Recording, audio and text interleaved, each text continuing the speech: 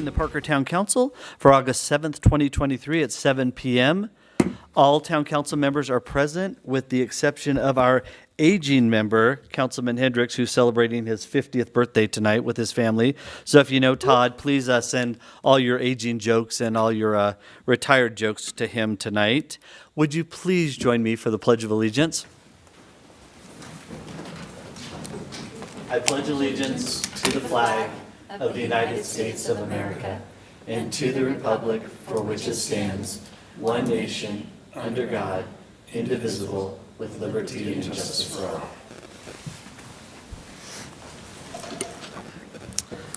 Thank you. First up on our agenda is public comments. Public comment is an opportunity for town residents and other interested individuals to speak about items not on tonight's agenda. This comment period is limited to the first 30 minutes of our meeting, and then if there is a backlog, we will reconvene the public comment section at the end of our council meeting. Each resident is allowed a maximum of 3 minutes to speak. I do not have anyone signed up for public comment, but is there anyone in the audience wishing to make public comment tonight? Seeing none, we will proceed to item number 3, reports, items, and comments from mayor and council. I'll start to my immediate right. Councilmember Barrington.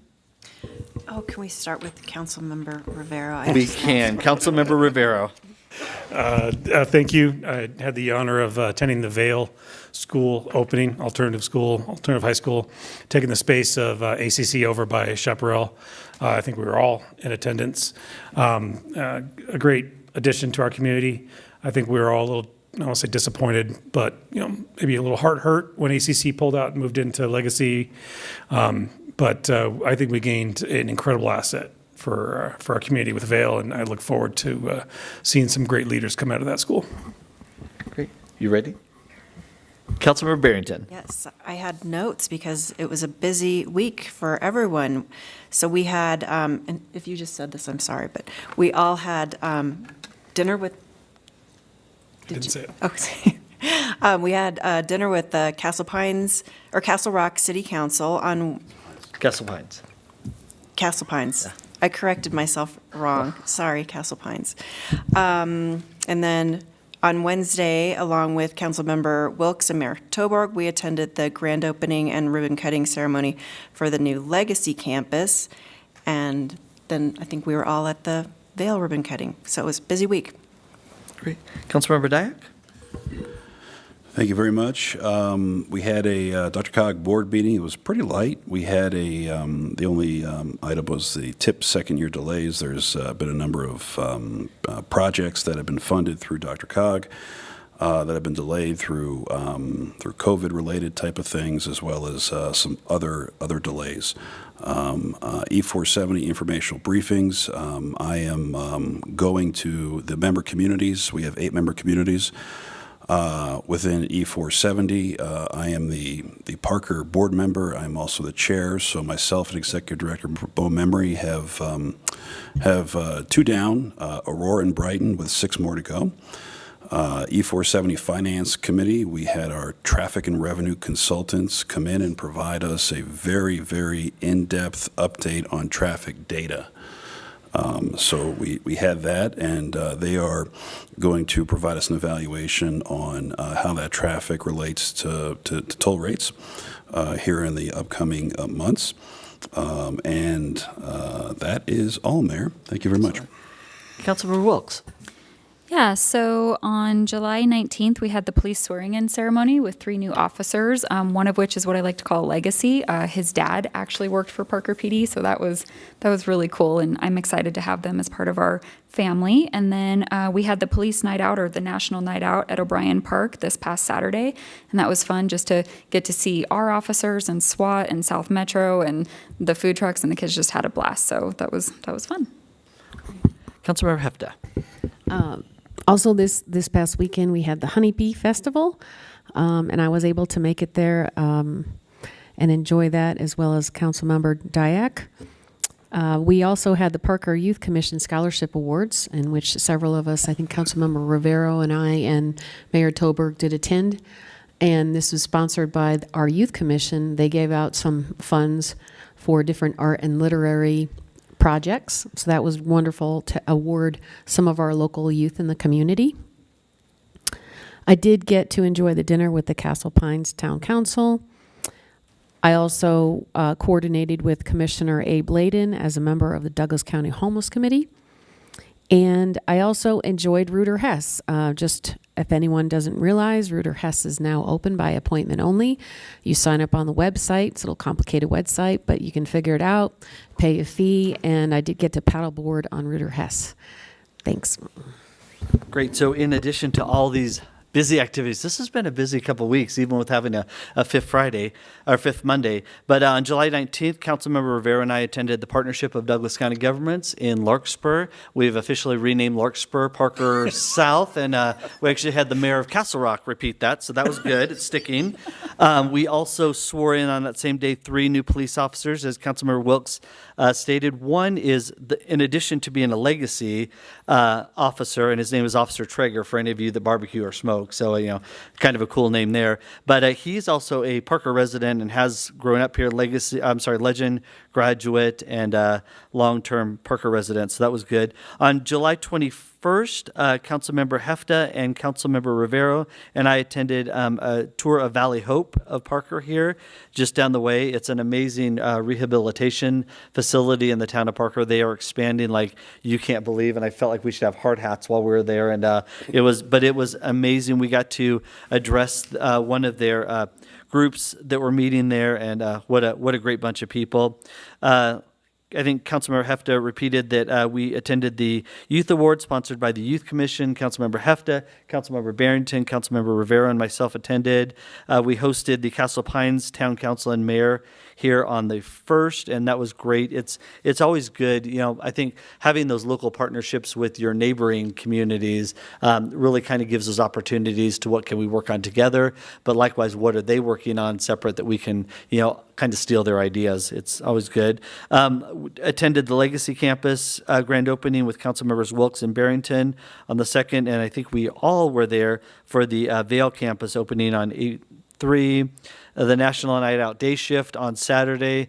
Chief, my compliments to Bree Rock on that. That was an amazing. Not only was it South Metro, now Sheriff's Office, DEA was there, and then there was a car show on top of it. But our very own Youth Commission was there. So our incoming chairman, Amara, was there and doing a little duck, letting the kids get a rubber ducky thing. So it was a big hit there. So thanks for being there. Thanks for representing the Youth Commission out there as well. So it's been a very busy week, or 2 or 3 or whatever it's been. So anyways, thank you, Council. We'll move on to consent agenda.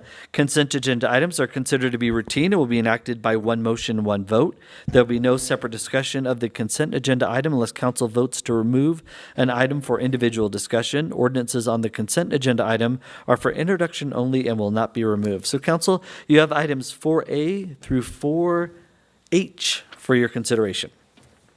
Mr. Mayor, I'd like to move to approve consent agenda items 4A through 4H, please. Second. Motion is made by Rivero, second by Hefta. Rivero? Aye. Barrington? Yes. Dyak? Yes. Wilkes? Aye. Hefta? Yes. And that passes 5-0. Next up is what we've all been waiting for is resolution number 23-061, a resolution to appoint members to the Parker Youth Commission and to appoint a vice chair. Sherry Sullivan presenting for staff.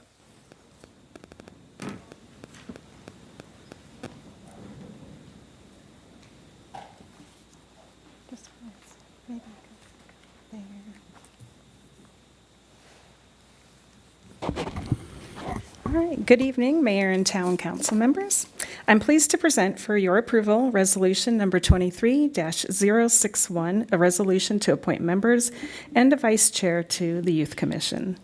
Serving in an advisory capacity to the Town Council, the Parker Youth Commission provides a means for youth in the town to learn more about local government, participate in the process, and represent the needs of the community's youth.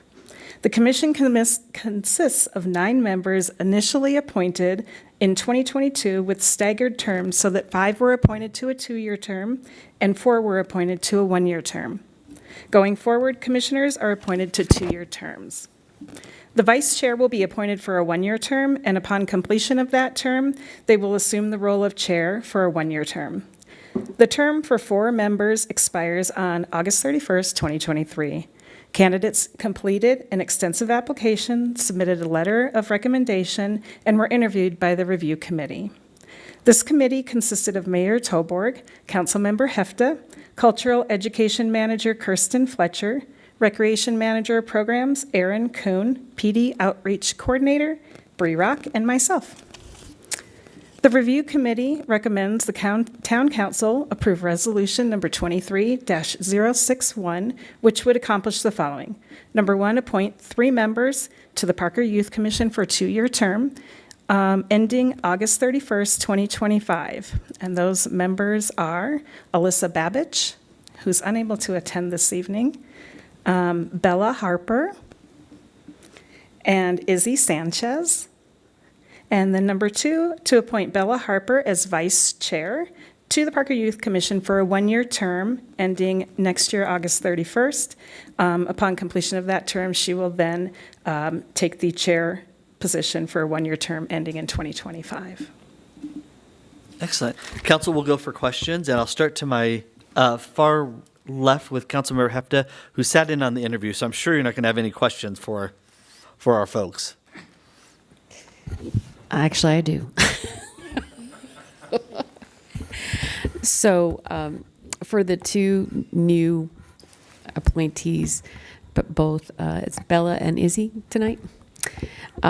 One thing you're really hoping to learn by serving on this commission? Personally, I want to learn more about local government and how I can be a voice in my community. And I would like to learn more about the community and what I can do to help other people. Thank you. Great. Councilmember Wilkes? No questions. I'm excited to have you guys join. Councilmember Dyak? Yeah, no questions. Thank you for volunteering to provide this service to us. Appreciate it. Councilmember Barrington? No questions. I'll just save for comment. Councilmember Rivera? No questions, just comment. All right. We'll then go to opening. Y'all got to stand up here for the whole time. So then we'll open this for public comment at 7:12 p.m. Anyone from the public wishing to make comment on the appointment, and that could be moms and dads and grandmas and, anybody who wants to do it.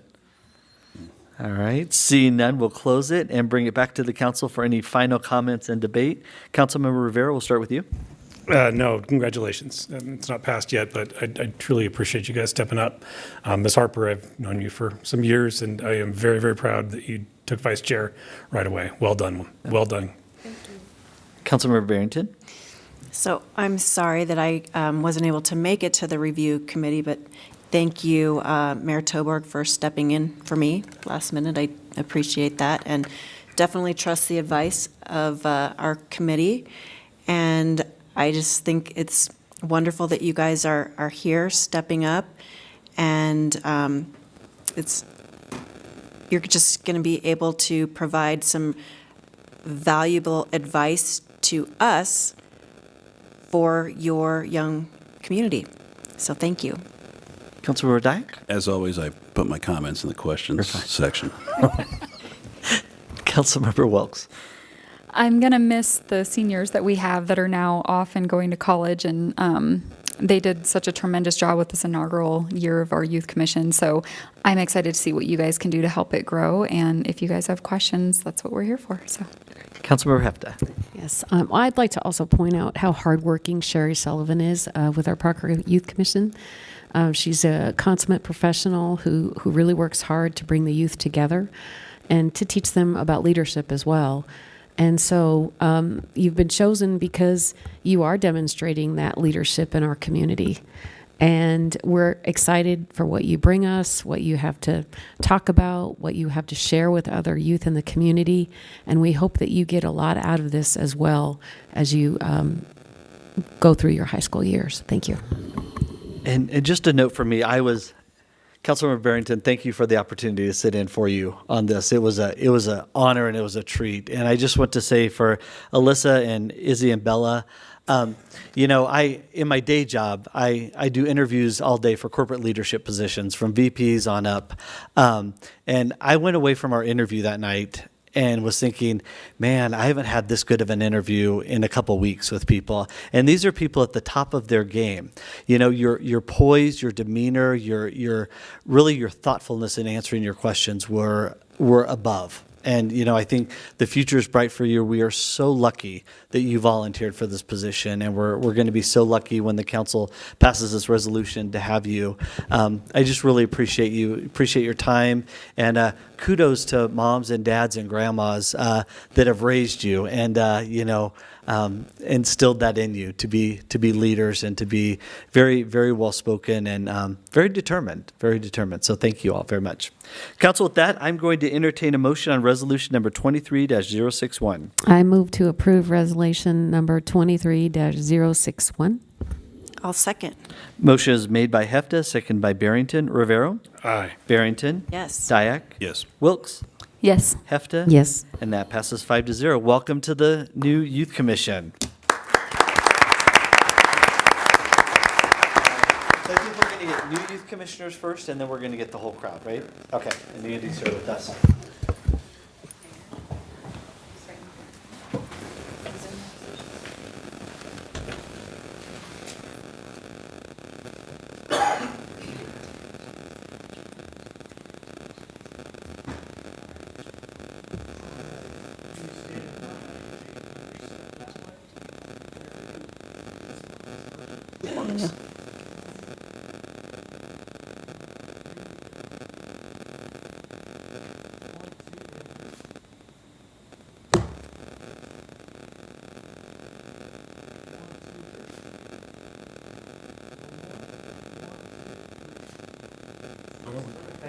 Why do we allow parents to, yeah.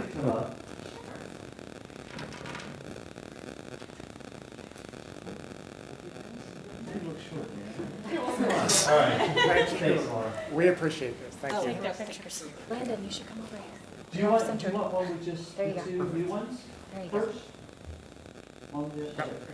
Whatever. Let's get a couple here.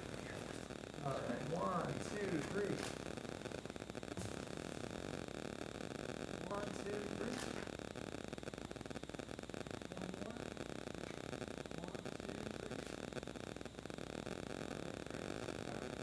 3. So we'll let you old guys go, and then we'll get with the new ones from all the dads and grandparents. You're so old.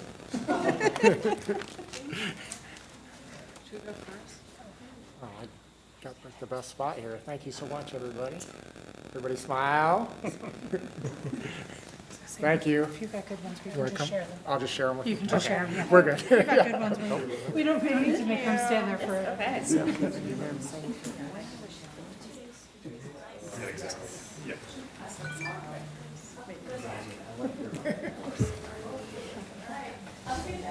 Congrats, guys.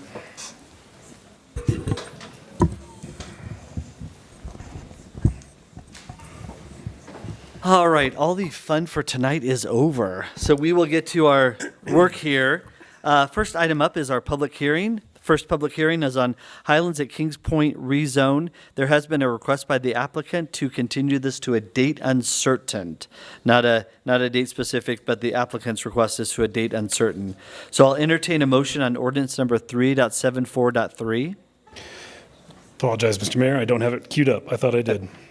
I got it, Josh. I move to continue the public hearing to consider ordinance number 3.74.3 to a date uncertain, with the condition that the applicant is required to renotice the public hearing. Second. Motion is made by Dyak, seconded by Rivero. Rivero? Aye. Barrington? Yes. Dyak? Yes.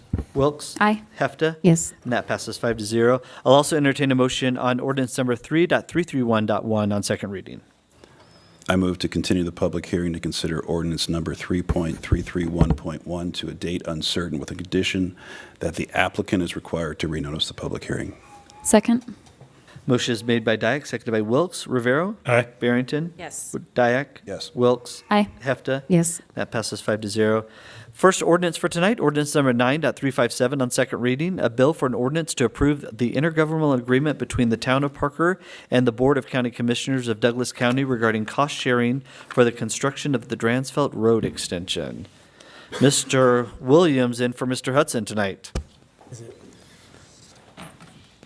Oh, there we go.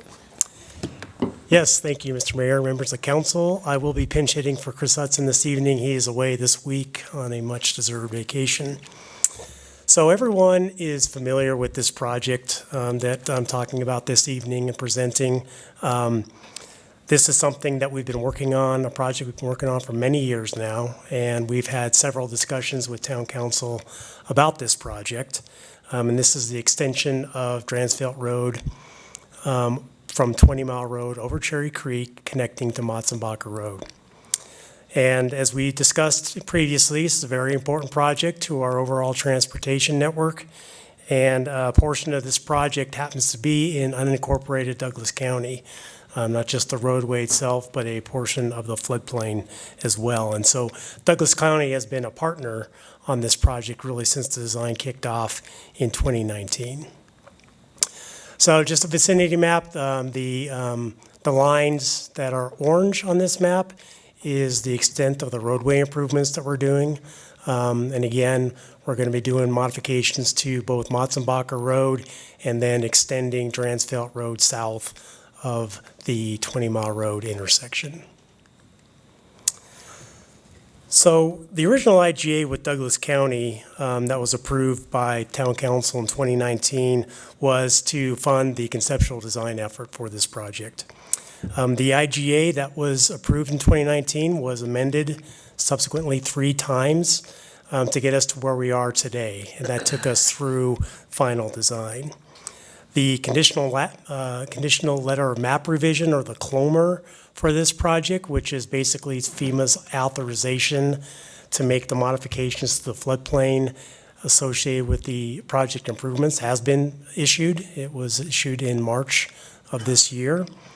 And we're getting close. The consultant that we have doing the design is nearing completion of the design and is actually working on the final construction documents for the project. So we're getting very close. Douglas County has requested a new IGA for the construction funding rather than continuously amending the original IGA. I think both the town staff and county staff thought that it was better if we just started a new IGA to fund the construction effort of this project.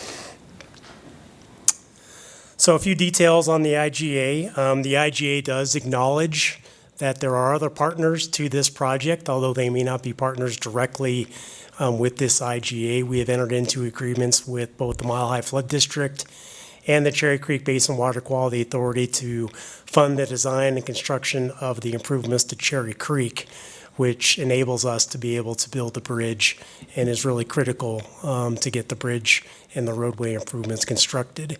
And that project will be starting construction probably within the next couple weeks. The IGA that's in front of you this evening will allow Douglas County to commit $8 million towards the funding of the construction of the roadway, which we're now estimating to be in excess of about $20 million for construction. We anticipate the project will be starting construction probably the fourth quarter of this year, if not early in 2024, first quarter. And that's pending right-of-way acquisition, which we're currently underway with right now.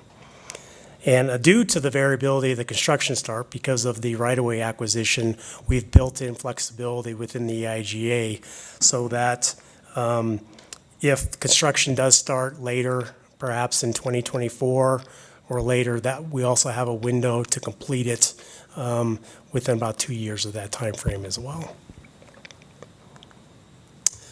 So with that, town staff recommends the town council approve this ordinance and the associated IGA, and we are here, or I'm here, to answer any questions.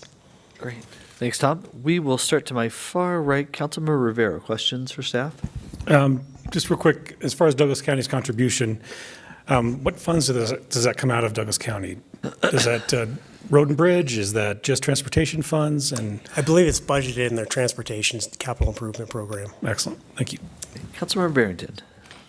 And even though Douglas County is helping with the funding of the road, we'll maintain it. Yes, ma'am. Thanks.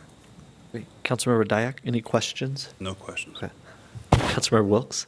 Is there a time frame that Douglas County has given us to complete the project with the money that they're giving us? Yes, it was, I believe, I don't know if I had it in the slide, substantial completion of May 1st, 2026. And if we don't make that deadline? That's up for negotiation. You know, there's some things that could occur right away. Acquisition may take a little bit longer than anticipated, but that's something that we can discuss with county staff and with the commissioners and hopefully get an extension to that. Thank you. Councilmember Hefta. And then, Tom, how was your cooperation with the Mile High Flood District and the Cherry Creek Basin Water Quality Authority as well for this road? It's been great. They've been very supportive of the creek improvements. We've had participation from the engineering staff at both the authority as well as Mile High Flood District throughout the entire design. And we've selected a contractor, and all three parties are ready to get started. Thank you. Great. So with that, we will open this up for public comment at 7:26 p.m. Anyone wishing to make comment on ordinance number 9.357? Great. We going alphabetical, Adams and then Smith, or are we going? All right. Mr. Adams, if you will, just for the record, put your name and address in, and then we'll start your time for you. All right, is this on? Yep. Christopher Adams, 12581 Prince Creek Drive. Go ahead. Couple things about it. Questions, concerns is I'm all for the project. I live down that way. That'd make my life a whole lot easier. But are we making the roads and the bridges wide enough in conjunction with all the other bridge widening and road widening we're starting within the city, in the town, I'm sorry. And also, it looks like it's going to be adding at least 3 more bridges to the Cherry Creek. Are we adding any safety measures, lights, blue lights, or anything to deter anyone, criminal or not, from loitering at night or any time to make the Cherry Creek path accessible to the public, and no one wants to be ambushed or scared while they're under a bridge, and we're adding 3 more to the creek, it looks like, from the map that was given. And then it just seems interesting that our initial time frame is 1 year, but then we're giving ourselves a 2-year additional buffer zone based on when things start. It just, why would we not move the substantial finish to a year later and kind of give ourselves a buffer room there, rather than, okay, we don't start this till the first quarter of 2024, so we have 6.5 months to finish this to meet our initial goal, and then we have 2 years to finish our second goal. That just doesn't seem like timelines add up where we could kind of spread them out at this point so we actually meet the goals we want to meet. Thank you. Thanks, sir.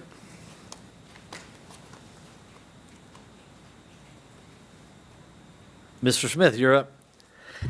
1 minute. 1 minute? Okay. And if you wouldn't mind, your name and address for the record.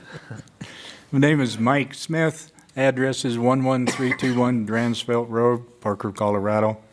And we have the property in question that belongs with the IGA as far as the Dransfeld Road extension. And I heard this was going to be up on the agenda tonight, so I thought I ought to come by and throw in my 2 cents worth. Anyway, a little quick history on the project. Tom and I had a little discussion the other day, and we have been talking about this since 2007. Okay, back when I was a lot younger and a lot better looking. But it's taken that long to get, well, it took 12 years to just get it into progress, basically. We talked about it, and then it was put on hold for a while, and we talked about it, put it on hold for a while. But this last round of negotiations for the road right-of-way access and the annexation of our farm into Parker has been going on for 5.5 years. And we finally come to a likable agreement to all parties at hand. And it's working out good. It's going to be a good win-win project for everybody involved, as far as I can tell.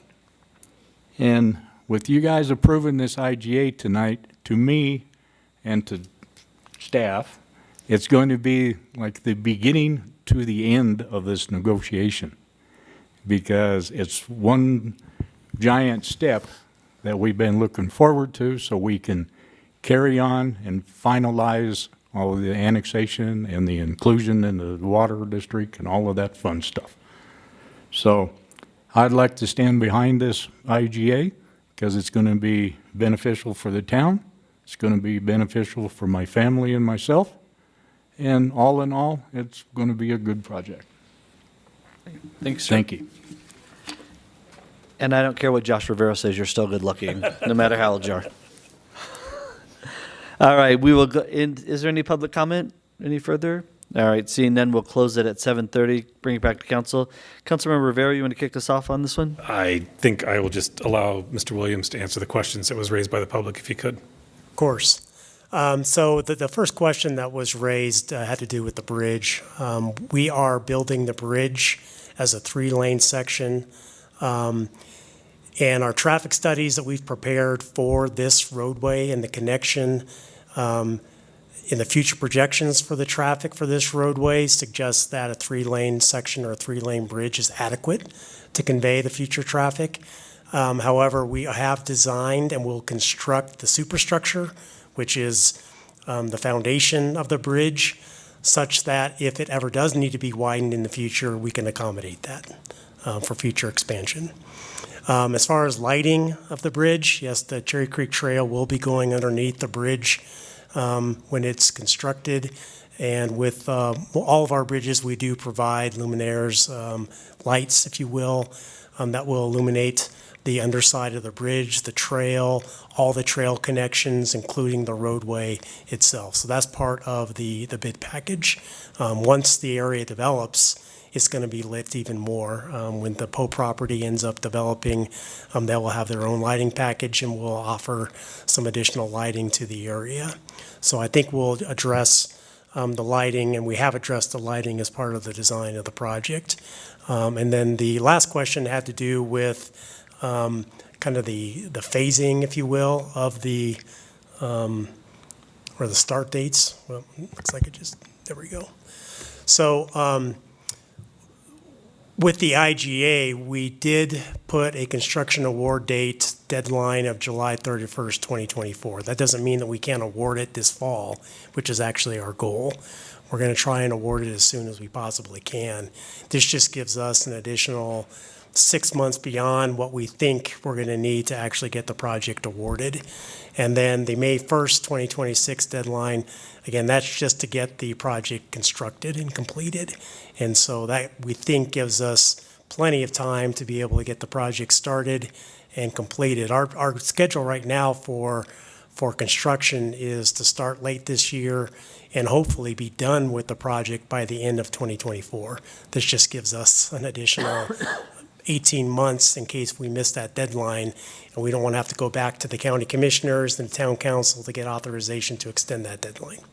And then just real quick, it was mentioned of 3 bridges, but we essentially have one span of a bridge and a box culvert over Oak Gulch. Is it Oak? It's KOA tributary. KOA, sorry. Yes, yes. So there's not truly any more bridge span, just the one big span, biggest in our town, but just the one span, correct? Yes, sir. Thank you, sir. Councilmember Barrington. I mean, I think this extension is so important to our residents, and it just shows the town's planning for the future and taking steps to ensure the transportation infrastructure keeps up with the increasing demand. No comments. I was like, we're on the Comments? We're on No questions. comments. Apologies. I'm sorry. Don't tell me I'm doing it wrong. You're absolutely right. And you got it right. Don't I was listen wrong. to Josh and John there. I was wrong. I'm out of practice. Summer. No. That's really, I mean, the agreement with Douglas County to contribute the $8 million is just so crucial, and it's just going to help alleviate some of the town's financial burden, so it's significant. So thank you for all of your work. Mr. Smith, everyone, this has been a long time coming and a lot of hard work and great planning. Do you have any? No, I'd reiterate. Comments? But, yes, I do. Yes, I'm sorry. Thank you, Mr. That Mayor. was the yes, but. Yeah, yes, but, exactly. No, I reiterate what Ann said. Mr. Smith, thank you for being here. Thank you for being here for 16-plus years. It's been quite a project. I think Councilman Dyak started looking at this before we were even sitting up here, and just been a big push. So I'm glad we're taking that final step to get started. And I look forward to a very needed project. And I also look forward to some incredible improvements some incredible benefits to your property, sir. Councilmember Dyak. Yeah, Mr. Adams, I appreciate the question on is it big enough? I think Tom can probably lament that I've asked that questions more than 10 times. 5 or 10 times. I always like to have it bigger just in case. But the superstructure narrative is probably a good thing. Plus, my amateur thought is less than the professional subject matter experts and their projections. So glad to see that we at least have the ability to shave some costs off if our thoughts are correct, and we can meet annually if you'd like, and have that conversation underneath the bridge. But no, this is again one of those. Before I came here, I sat down with our 10-year plan, capital plan, and this, along with the Cottonwood Bridge, was one of those pie in the sky things. We knew we needed it at some point, but we had absolutely no idea how we were going to get there. We did not have the means, the funding, the path, any of this. Mr. Smith, it was probably talked about, but there was just absolutely no way to get there from a funding standpoint. So appreciate staff's efforts, appreciate the county commissioners over different administrations who had the desire to, and Douglas County staff who had the desire to keep on listening to staff and maybe some elected guys saying, we need this. And I think it went from there is no way this is going to happen from a county perspective, supportive, to let's talk about it. So thank you to Douglas County commissioners for believing in us, for giving us the funding that we could at least consider this, because if we did not get that funding, there would absolutely be no way that we could consider this improvement, which is a parallel route to Parker. That's a trademark, I believe, that we should trademark. But so again, and our staff has been up and down on this project, and I'm talking about staffs and stuff, and I'm not thanking the underlying landowner, the Smiths, the Popes. There was many years ago, somebody came here and decided to buy that land, and because it looked good or it was serviceable, but throughout the years, I think that the citizens truly appreciated the offerings that was provided by your family. Just having that piece of land there, it was just a throwback. Flat Acre Farms, having that there was just a symbol of who we were at one point in time, Parker, the simple life, and going into that corridor, that retail corridor, and seeing what it was like, I think to me, it was pretty special. So thank you for all you've done throughout the years, for what your family has done. And we hope that we've given you as much as we possibly can in terms of viability. And that's all, Mayor. Thank you very much. Councilmember Wilks. That's all you have to say? That was so short. I got more. No, I'm excited because I get to take previous councils and previous staff and years in the making of, like you said, 12 years of trying to make this a reality and actually being up here and being able to say that we support this and we're excited about it. And I'm sure you'll still have honey for me. So as long as there's still honey, I think this is fantastic. And, we get a lot of citizens that complain about the traffic that we have, and this is going to take a lot of that traffic and it's going to just spread it out and make it better for everybody. So thank you for staff and for Mr. Smith. Councilmember Hefta? Yes, thanks for the great public comment tonight by both participants tonight. I really think that was very good of you to come up and state what you thought. It hasn't always been an easy process between our town and Mr. Smith, and I want to acknowledge that, there's true maturity and professionalism here that's reflected in both parties tonight. You worked very hard to come to a conclusion on this, to get this project moving, and tensions did run high during this at one point, but with communication, with understanding, with cooperation, with professionalism, with especially maturity, things can be resolved. That's all that it really takes, is bringing that maturity and professionalism to the table and clear communication. So you've worked this out, and so now we're able to proceed, and we really appreciate that, Mr. Smith, because everybody loves your farm. And everybody loves your family, and you've been a staple in this town. And so we're so happy that you came here tonight to tell us how you feel about this and that you really want this to move forward. And again, kudos to Tom Williams and his team for just a complete professionalism and sticking by this project to get this done. Thank you so much. Council, with that, I will entertain a motion on ordinance number 9.357. I move to approve ordinance number 9.357 on second reading. Second. Motion is moved by Dyak, seconded by Rivero. Rivero? Aye. Barrington? Yes. Dyak? Yes. Wilkes? Aye. Hefta? Yes. That passes 5-0. All right, Tom, go collect our $8 million. All right, go build a bridge. All right, next up is ordinance number 9.358 on second reading, a bill for an ordinance approving the intergovernmental agreement between the Douglas County Clerk and Recorder and the Town of Parker regarding the conduct and administration of the November 7th, 2023 coordinated election. We have our town clerk with us. So, good evening, Mayor and Council. So, as in previous years, the town and Douglas County have been required to enter into an IGA to conduct and administer the coordinated elections. This year, it's the same process. On May 1st, Town Council passed a resolution regarding the intent to participate in the November 7th Douglas County coordinated election.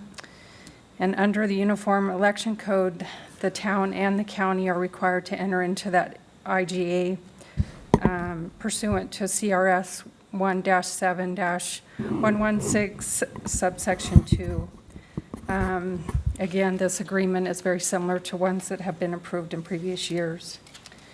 The town has appropriated $45,000 for this election. However, due to the length of the ballot questions, it's estimated that the cost could be as high as $75,000. Staff recommends approval of ordinance 9.358, and I'm available for any questions. Great. Thanks, Chris. We will start to my left. Councilmember Dyak, any questions? No questions. Councilmember Wilkes?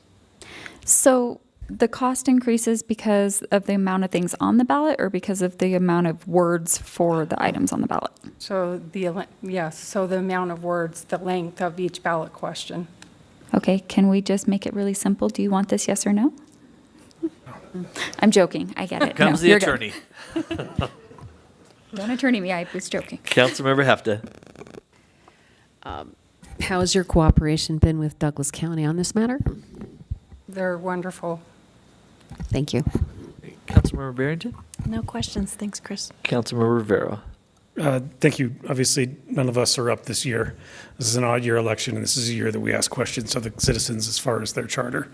And in doing so, why the length of our questions for the public's edification, if you could? What are we doing that's going to increase the cost in our questions? So there's 4 ballot questions, charter changes, which to be more transparent. We need more text length to show that transparency, to educate the public on what they're voting for. So is it fair to say that Parker, not all communities, but Parker, what we do is we publish the question, we publish the charter and the strikes within the charter and/or the additions, so the Correct. public can see everything that is they're voting on, not just a very vague question. Is that a fair statement?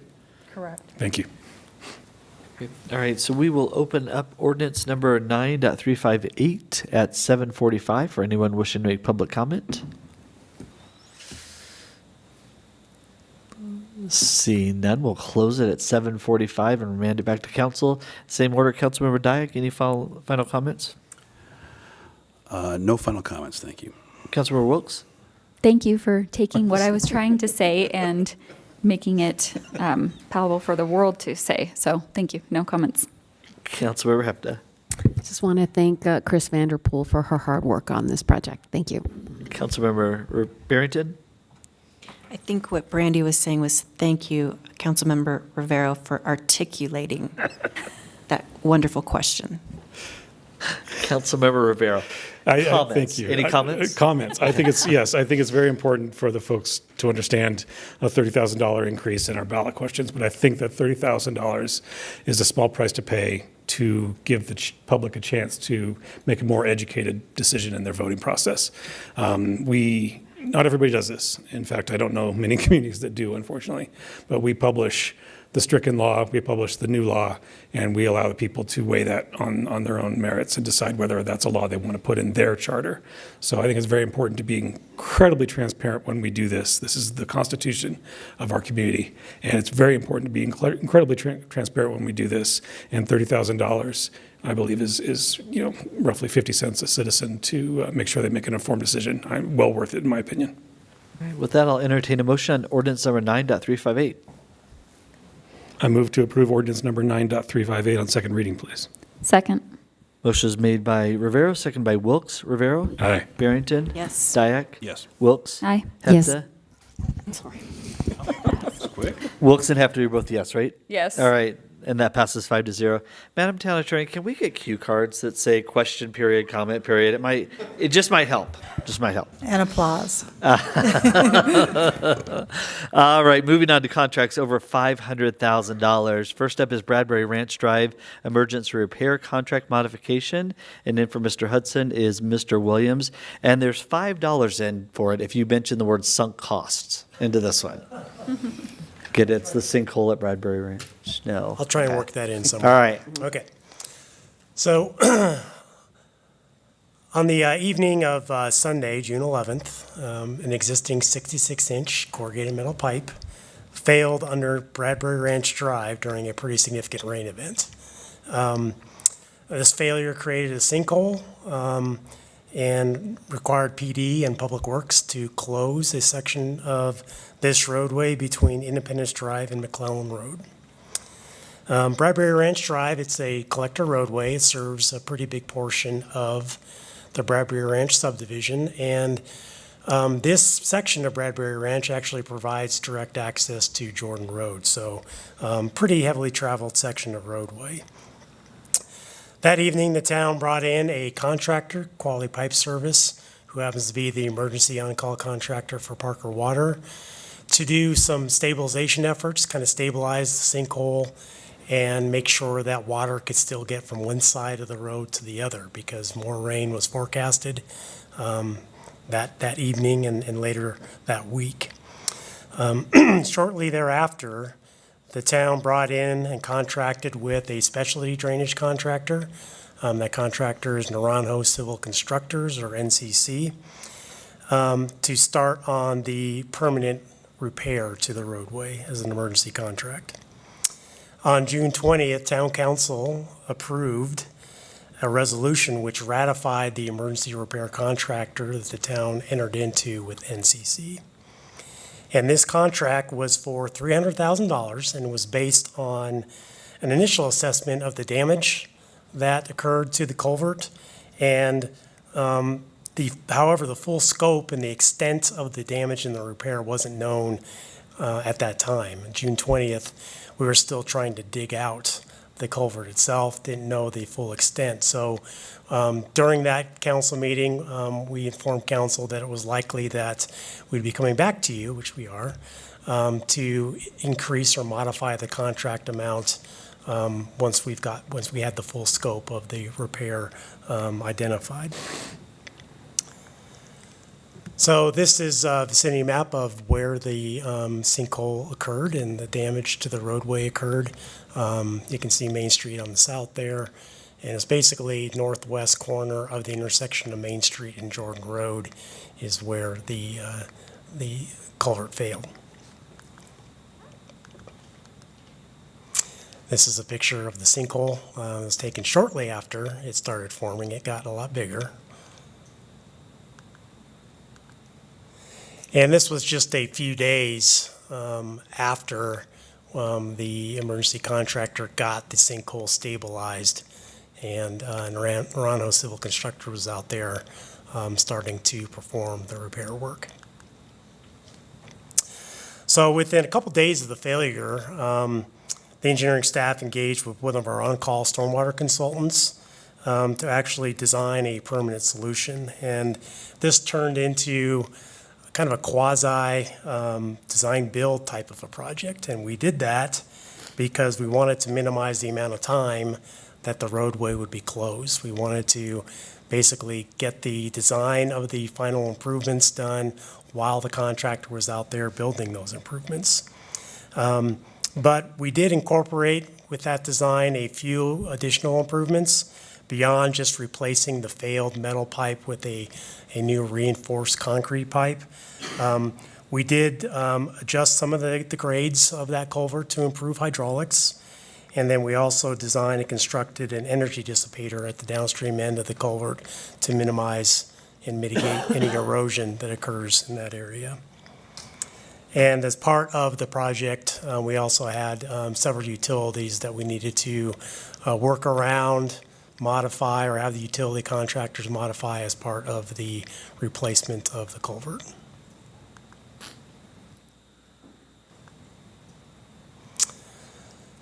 So in order to minimize the damage to the HOA's property, there was a decorative wall and fence and railing that was on either side of the roadway. We had directed the contractor to perform a tunneling operation underneath those improvements rather than digging them out, put the culvert in and replace them, just because we knew that we wouldn't be able to match very well what was out there. And so the contractor was able to accommodate that. We also replaced the existing sidewalk and the pavement as part of the project. When the evening of June 11th, we were hopeful that we'd be able to get the road back open within 4 weeks, 3 to 4 weeks. But as everyone knows here in Parker, the month of June and July and now even August, rain really became a factor. This was a pretty major drainage way and a culvert that we were replacing. And the contractor was battling rainstorm event after rainstorm event. And with the amount of flow that was going through this area, there wasn't a pump in the state probably that would have been able to bypass the work area that they were in. So they're having to start over quite a bit throughout the project. But fortunately, they were able to get all the improvements in and get the road back open within 5 to 6 weeks after the initial failure, which was pretty good.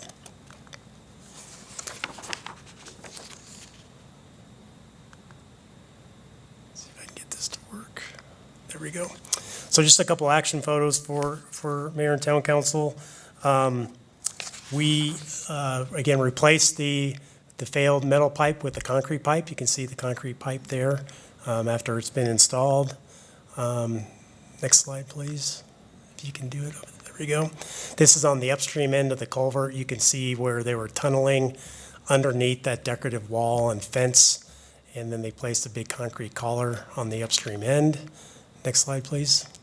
This is a photo of the downstream side of the culvert. This is the contractor putting up the forms and the reinforcing steel for the energy dissipator on the downstream end. Next slide, please. And this is because of where the energy dissipator was located, couldn't get concrete trucks down there because of the terrain and the vegetation, so they actually had to pump all the concrete down to that area. Next slide. And this is right after they peeled off the forms for the energy dissipator, and we're getting ready to backfill it. Next slide, please. And then this is the day it opened up, and you can see the new asphalt mat and the concrete sidewalk that was built as part of the project. Next slide, please. So really, in summary, as I mentioned, the Bradbury Ranch Drive was reopened to the traveling public on the afternoon of Friday 11th, and as I mentioned at the June 20th council meeting, we were pretty confident that the initial contract was going to be exceeded due to the uncertainty of the scope of the repairs. So we're getting pretty close to knowing what that final dollar number is. The final repair costs still haven't been fully quantified, but are by our construction managers that are on site, but it's trending towards about $550,000 for the overall contract. So this contract modification is for an additional $300,000, which brings it up to $600,000. That additional $50,000 that we're requesting on top of where it's trending is just in case something comes up, so we don't have to come back and amend the contract again. But if we sit at that $550,000, then that funding will sit back in the town's account. So with that, I will take any questions from town council. Great. Councilmember Hefty, you want to kick us off? Yes, Tom. How quickly were you able to get the contractor on the ground to start the process of repair?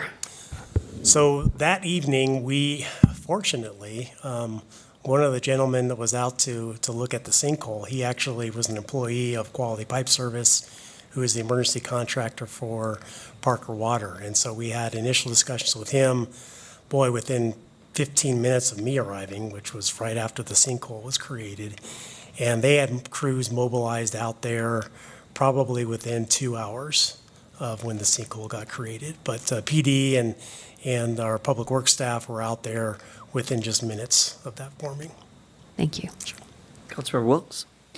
So the pipe that failed, that created the sinkhole, part of what the costs are, my understanding, is to not only replace the damaged part of the pipe that failed, but also the pipe extending on both sides to keep further failure from happening down the road. Is that correct? That's correct. Yeah, that pipe was pretty old. The section that failed was about a 30-foot section. The entire length of the pipe was 120 feet. And we thought it made sense, since we had the road closed and we were going to be inconveniencing the public, that we might as well just get the whole thing replaced and rip the Band-Aid off, if you will. Thank you. And so part of doing that obviously comes with an increased price, but when you look at the longevity of it down the road, we're going to not be replacing this pipe again, hopefully anytime soon. Yes, ma'am. We're hoping that we get 75 to 100 years of service out of the pipe. Perfect. Thank you. Sure. Councilmember Dyak? Yeah, Tom, from the initial 300 to the 550, what was the most costliest line item that bumped us up to the 550? Was it delays? Was it what was that? It was a combination of the delays and us just not knowing how much of the pipe we were going to replace. As Councilmember Wilks mentioned, there was a chance when we started digging up the pipe that we found that a section of the pipe was in good condition, and that's just not what we saw. What we found, it was the whole pipe probably needed to be repaired. If not, this year, within the next 5 to 10 years, it was going to have to be replaced anyhow, and so that escalated the overall construction costs. So going from from a partial to total and from corrugated steel to concrete, it pretty much gets us to the most expensive thing. Yes, sir. Yeah, thanks. Councilmember Barrington? No questions, thank you. Councilmember Rivera, questions? Thank you. We are doing stream reclamation downstream of the structure, correct? Down in we're doing a little bit of improvements, and I noticed you mentioned there's been a lot of degradation. There's a lot of deposit. There's a lot of stuff downstream, and obviously that was increased during the failure. You mentioned the energy dissipator, but you also mentioned that you're increasing the velocity or the slope. So are we taking that into effect of the improvements that are going on downstream? Yeah, the energy dissipator itself is pretty robust design, and that was designed with the increased slope and hydraulic capacity of that pipe itself. So we actually saw it in action. Yeah. As soon as that energy dissipator got complete, we had a pretty big rainstorm, and we actually have video of how it functions, and it does a very good job at slowing the water down and preventing further erosion and degradation downstream. So But were we- the flows of this prior to the failure, was it working as a check dam in a sense? Was it not flowing so well, so it was trapping sediment? Yeah, so what we found was that the upstream side of the pipe was at a very, very steep slope, but halfway through the pipe, it flattened out and was extremely flat. And that really decreased the hydraulic capability of that pipe and contributed probably to some of the aggradation that was occurring downstream. Absolutely. But we do have or Mile High Flood District does have a contract with NCC to do some channel grading, some dredging in areas where it has aggraded and where that silt and sediment did deposit after the rain and the failure. Excellent. But we're going to probably wait a couple months just to get it to settle on its own, and then we'll send them in there and do those repairs. Outstanding. Thank you. Great. So with that, we will open up for public comments on the contract for Bradbury Ranch Drive emergency repair contract modifications. Anyone from the public? Mr. Adams, you coming down?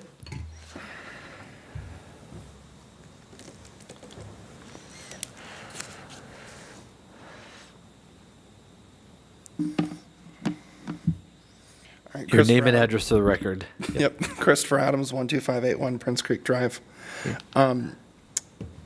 So I apologize if I'm new to the town financing, but with construction, there's always something that's going to pop up.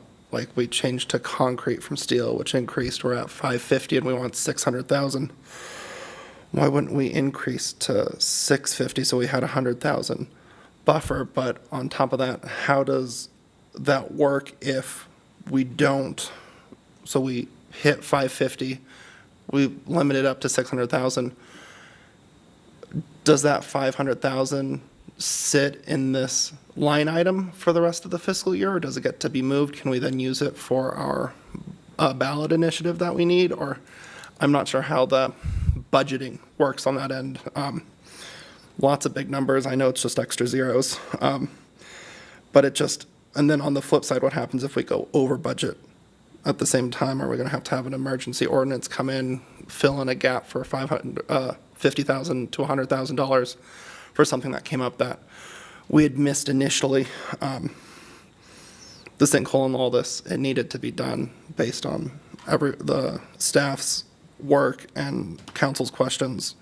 We would have been stupid not to do what we're doing, but now on the back end, are we okay? Are we going to be able to send a full check out when the bill comes? Or then what do we do with that remaining based on our buffer that we give?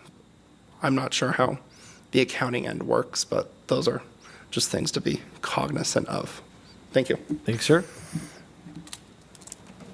Any other public comment on this? All right. Then we're going to close it at 8:03. Tom, do you want to address how the budget was handled on this end? So our finance department, as part of the annual budget, includes a budget for contingency, and it's basically held in the general fund, and it's for emergencies like this. I don't know the exact dollar amount, but it's not a huge number, but it's not a small number either. But it's enough to address failures, unforeseen failures that may occur with infrastructure, roof collapse, or traffic signal fails, or gets gets damaged as part of an accident. So our plan is, as part of a November budget revision, we do annual revisions in November, is we will be doing a budget revision to transfer, and this is what my finance director has been telling me, we'll be transferring funds out of that contingency into the town's roadway capital improvements budget to cover the costs associated with this improvement. The $600,000, that does include a $50,000 contingency, as I mentioned in the presentation. We are pretty close. We think we're pretty confident that we're not going to go much over $550,000. So that $50,000 really is just a buffer for us so that we don't have to come back and do another contract amendment. Great. Thanks, Tom. We'll start with final comments and any debate. Councilmember Hefta? Just final comments on this. Again, across America, you might have some towns that would have to deal with this sinkhole because they don't have the budget and they don't have a well-run and well-funded town that we do. So I think the public comment was very good on that, because I was going to illuminate that because of our budget department, because of them winning an award and being an excellent finance department, spreading the money out evenly, and because of our engineering department, we're able to solve these problems quickly as a community. Not every town in America has this luxury, but the town of Parker does, which makes it one of the great places to live. So thank you again, the engineering department, and thank you to the finance director, Mary Lou, for also stepping in so quickly on this. Councilmember Wilks?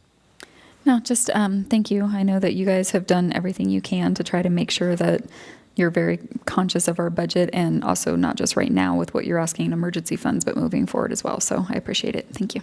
Councilmember Dyak? No, I appreciate the efforts and supportive of this. Councilmember Barrington? Just wanted to reiterate, I think we all understand that original amount was based on such limited knowledge, and there are always surprises. I also wanted to acknowledge the consideration that was shown for the Bradbury Ranch decorative fence. I'm sure they appreciated that. And just thank you to all of our, Tom and the engineers, and your hard work and commitment to the safety of our community. Councilmember Rivera? Thank you. I appreciate you addressing public's comment. I think it's very important, as Councilwoman Hefta said, to acknowledge the financial department, as you did, Tom. Public was here a few weeks ago, and they won awards for this very thing. They are incredible, and they run a tight ship, and we are a fiscally conservative community. And we've held that very strong, and it is our mantra. And we do not over budget. We do not we do not park money certain places to use it for a rainy day. We are very, very transparent and very thorough. And staffs do an excellent job in estimating what the cost will be, and they're usually spot on. It's only a few times have I seen overruns that are of note. So I commend you. I commend finance for finding the money or working the money around. I was out of town for the event, but came back to see the fix, and in fact drove over today. And both Councilmember Barrington and you pointed out the decorative fencing still stands, and I thought that was incredibly impressive. I got out of the car and put my hazards on, don't tell PD, and parked in the bike lane with my share the road plates, which was ironic, and looked at it, and I was really impressed, because other than the new asphalt and the concrete, and the vegetation's back. It's insane. So I'm just incredibly impressed that it was done so quickly. I too believe that this was the right call, replacing it all. I believe, as the stormwater guy, this energy dissipator and the concrete construction will only benefit downstream from here on out. So thank you, sir. Great. Council, I'll entertain a motion on the Bradbury Ranch Drive emergency repair modification. I move to approve the staff recommendation as part of the regular agenda. Second. Motion is made by Barrington, seconded by Hefta. Rivero? Aye. Barrington? Yes. Dyak? Yes. Wilks? Aye. Hefta? Yes. That passes 5-0. Last item of the night is amendment number 2 to the contract for architectural engineering services for the Town Hall expansion. Mr. Ekstrom, thanks for sticking in with us tonight. I think we're still on. Good evening, Mayor. Good evening, Council. Here to present Second Amendment to the design contract with Anderson Mason Dale for design development and entitlement services, and it's related to the Town Hall expansion project. So a little vicinity map here. This is an overlay of the expansion area in blue on the site. I know that you've seen this previously in a study session, but that's roughly the boundary of the expansion area that butts up to the existing town hall. So what is happening? Renovation and expansion of the existing two-story, 35,000 gross square foot Parker Town Hall constructed in 2002. Renovation work to include select light, medium, and heavy rework of existing town hall interiors, and the expansion to be approximately 30,120 gross square foot, including masonry exterior, to visually tie in with the existing building. Rework and rehab of existing parking lots, including revised drop-off delivery location and widened drive aisle for fire truck access. Landscape and hardscape improvements, including new entry plaza and new landscaping along the edges of the expansion. And relocate staff from Old Town Hall to the expansion space and demolish Old Town Hall as a separate project. So amendment number 2, scope of services. So what is the architect going to be doing? They'll be advancing the current preliminary design to 60%, including all sub-consultant disciplines. Preparing the required site plan amendment submittal, conducting workshops with directors and deputies to review and verify the proposed design development progress, assisting staff and the construction manager with advancing the preliminary cost model and the project budget, assisting staff with presenting the design development progress to council at a future study session, and assisting staff with public outreach efforts. So in conclusion, staff recommends town council award a second amendment to the design contract with Anderson Mason Dale for design development and entitlement services for the town hall expansion project in the amount of $651,547. Services are anticipated to take approximately 5 months to complete, and construction is tentatively scheduled to start second quarter of 2024. Staff and consultant will return to council in a future study sessions to provide updates on the design and pre-construction process. And with that, I'll take any questions. Great. Let's start with Councilmember Barrington. Any questions on this? I don't have any questions. Thank you. Great. Councilmember Rivera? Could you just, real quick, it's called an amendment, and it makes it sound like maybe we didn't anticipate for this, but this is well budgeted into the project, correct? Yes. It's just that by the finances definition, an amendment to the budget, but we budgeted this project. This is not a surprise, $651,547. Yes, to be clear, there's actually 4 amendments for this delivery. The third one will be for construction documentation services. The fourth one will be for construction administration services, and that was planned up front when we executed the contract, 4 contract amendments. Excellent. And then just for the public that's still in the room, we are going to address the summer sun that comes in, correct? Yeah, we'll be looking into that. Councilmember Dyak? No questions, thank you. Councilmember Wilkes? No questions. Councilmember Hefta? Yes, I have some questions. Great. And just because it's always good to explain some of these things as you bring them up. You talked about Old Town Hall relocation, demolishing Old Town Hall.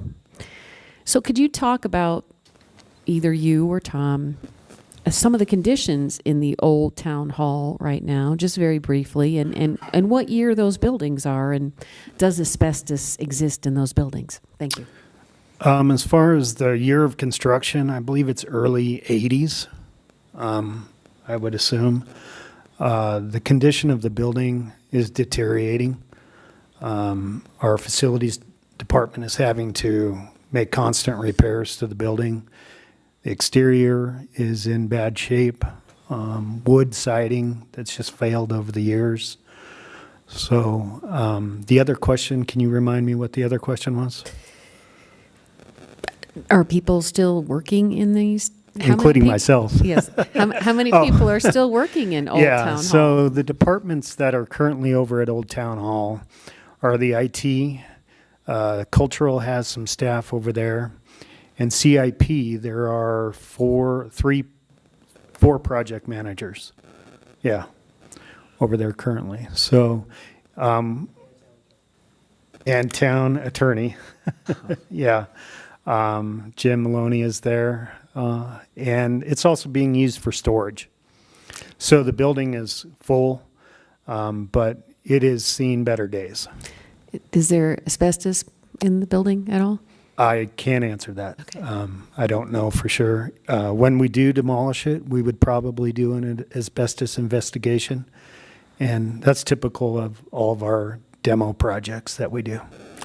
And then when the new, just to follow on that, when the town hall here is revised, we'll be bringing all of those folks over here into the new town hall for their workspace and demolishing that plot of property, the structures on that plot of property at some later point in time.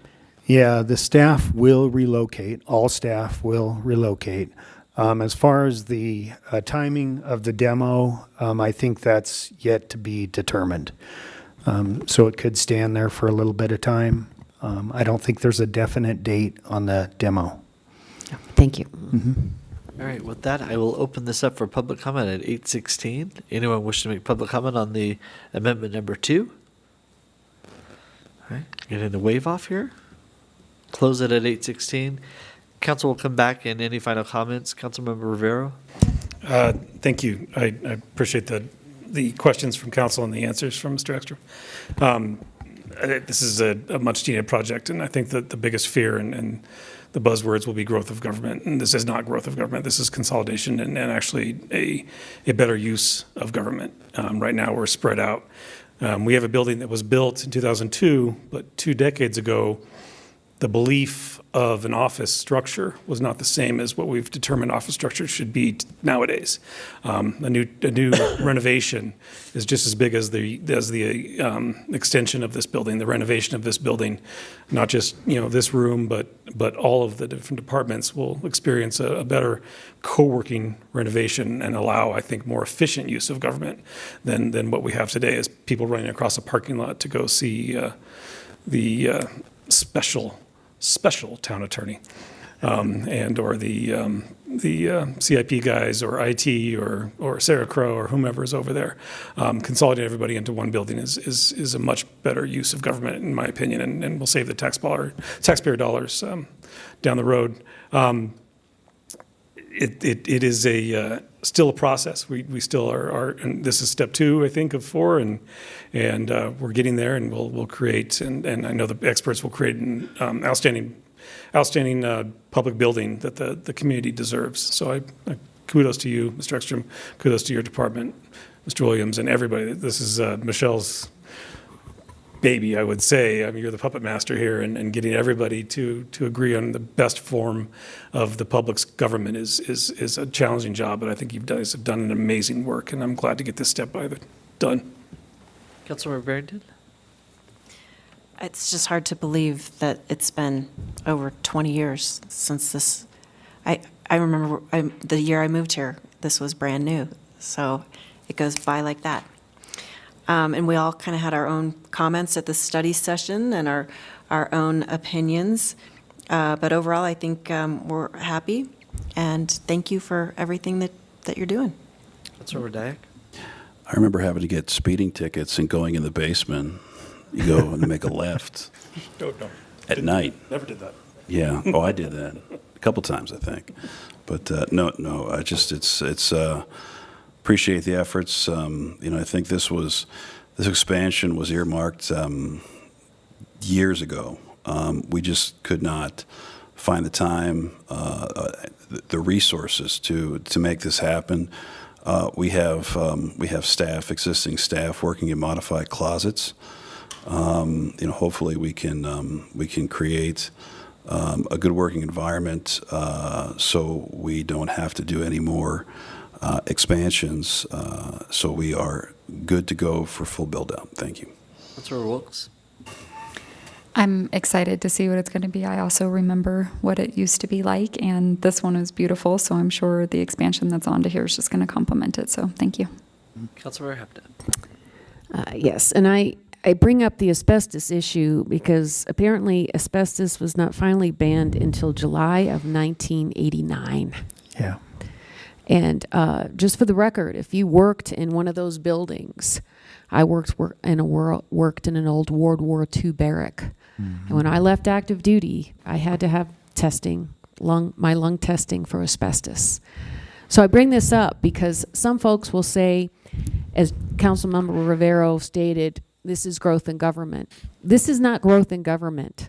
This is allowing our government to do its job into the future in a safe environment, constructing our new town hall, bringing those folks over in a safe environment and allowing their health to continue, and tearing these old structures down that probably need to go. And that's what happens across America. The structures get built in the 80s or the 70s or the 40s and the 50s, and eventually they get torn down and replaced by new buildings. This is not growth in government. This is allowing our town employees to do their job. Thank you. Great. With that, I will entertain a motion on contract amendment number 2 to the Town Hall expansion project. Mr. Mayor, I move to approve staff recommendations as part of the regular agenda. Second. Motion is made by Rivero, seconded by Wilkes. Rivero? Aye. Barrington? Yes. Dyak? Yes. Wilkes? Aye. Hefta? Yes. That passes 5-0 with no other business before the Parker Town Council. I'll entertain a motion to adjourn. So moved. I'll second. Motion is made by Rivero, seconded by Barrington. Rivero? Aye. Barrington? Yes. Dyak? Yes. Wilkes? Hefta? Yes. And that passes 5-0, and we're adjourned at 8:21.